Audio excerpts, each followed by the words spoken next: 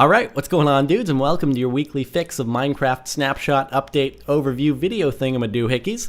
Let's get started. We'll begin with some new crafting recipes as well as a brand new block. So hay bales, they actually have a crafting recipe now. It's just 9 wheat arranged in a grid, as you probably expected it to be. The leads have actually had their crafting recipe updated, so it's no longer quite as easy to make. You actually have to have a slime ball now, I guess, to stick your horses to whatever fences or pull them around with slime ball string. I don't know. That's just what it is. All right, new block of coal. It's arranged as, again, you would probably expect with just 9 coal in the grid. It has to be coal though. Charcoal doesn't actually work. So let me just show you here. I have 9 charcoal in my inventory, and you'll notice that actually doesn't do anything right there. So it's got to be coal. 9 of them will make you a coal block. And interestingly enough, that actually sort of finishes up the pairing of ores to their corresponding storage blocks. So that's all of them, I think. Yeah, so you can make a nice little rainbow out of them. And you can also use the coal block, let me fetch it out of here, in order to smelt. So this thing will smelt, I think it was 72. So it'll get this full stack, and then there will be leftover smelting power for another 8 blocks or so. So it's a good way to just throw a whole bunch of coal in the furnace at once and smelt whatever you have to smelt. All right, let's move along to some additional functionalities of the comparator, which adding to a laundry list of already available features. So let's grab our stuff out of the chest here. We'll fill up our cauldron. Actually, before we do that, notice how the comparator is not outputting any sort of signal. We will go ahead and add some water to it, and voila. You'll notice it's lit up, and it's also emitting a signal of 3 blocks. If I actually add another redstone, you'll notice there's nothing there. However, if we go ahead and take out a level of water, it only emits 2 blocks worth of power. If we take out another, it only emits 1. And of course, if we take out all the water, no more power. So that's how the cauldron works. You can use this for adventure map related things, so on and so forth.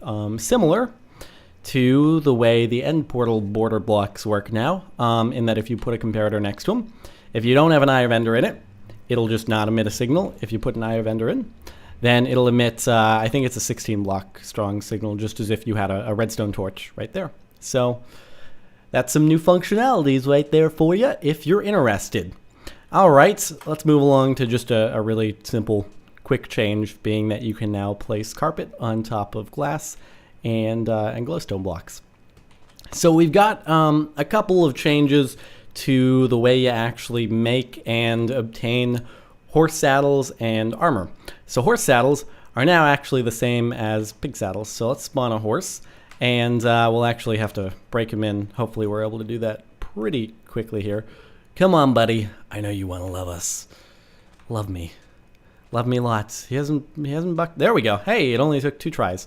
Okay, so now let's grab a saddle. So this is just a normal pig saddle, I guess. It's just a saddle, but it was what you used to use on pigs, and now there you go. It works on horses. Saddles and horse armor are now only found in dungeons. So conveniently, there happens to be a dungeon right down here. I just looked up a nice seed that had a dungeon at spawn. And there hopefully will be some horse-related stuff in here. So let's see, in this chest, nothing horse-related. How about in this chest? Oh, hey, what do you know? It's a saddle and some horse armor. I swear to God, I didn't plant those there. So that was natural. That was naturally spawned for you right there, as well as some name tags, which are also previous snapshot items. So anyway, there you go. That's how you're going to find your horse stuff. From now on, you're actually going to have to venture into some dungeons. And let's actually take a quick journey into the Nether, because over in Nether Strongholds, which, by the way, what in the world just happened to my skin? I have absolutely no idea. That was really weird. Okay. Might be a little bugginess with the snapshot there.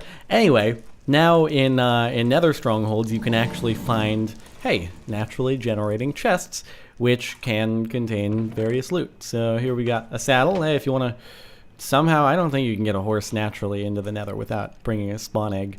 How about, hey, There's some diamond horse armor. Not too shabby. Not too shabby. Yeah. So you can find naturally generating chests over here as well.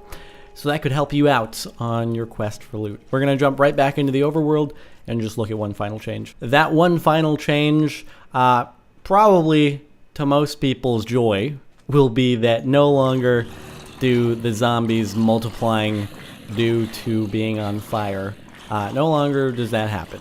So you'll notice that those zombies will remain the only zombies in this area, and they won't exponentially spawn off any further burning zombies. So that has been changed, fixed. I don't know if it's really fixed, it's more just changed so that the zombies spawning other zombies does not take place in that circumstance. So it's probably due to player damage rather than fire damage. So anyway, that's about going to do it for this snapshot. Hopefully you've enjoyed. If you had, a rating would be much appreciated. Other than that, thank you very much for watching, and I'll see you next time.